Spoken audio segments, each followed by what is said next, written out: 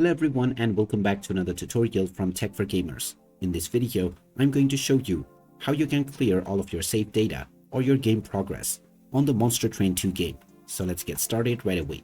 First of all, open up Monster Train 2 on your device, and once you start your game, you can continue playing from wherever you last left off. Now, if you wish to play the game all the way from the beginning and reset all of your save progress, then to do this, click on the gear icon at the top right corner, and then from the menu page, click on Settings. Then within Settings, go into Other from the top section, and now you will see the Erase All Save Data button. Go ahead and click on it, and you will be asked whether you are sure that you want to proceed.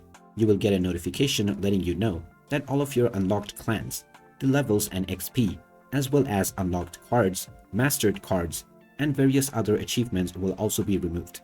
To confirm, just click on Erase Save, and once you confirm, the game data will be cleared, and the game will restart. After this, you can start playing all the way from the beginning. So there you have it. That is how easy it is to reset your game progress and your save data on the Monster Train 2 game. If you find this video helpful, don't forget to hit that like button and subscribe to our channel for more useful tips and tutorials. Thanks for watching, and I will see you again in the next video.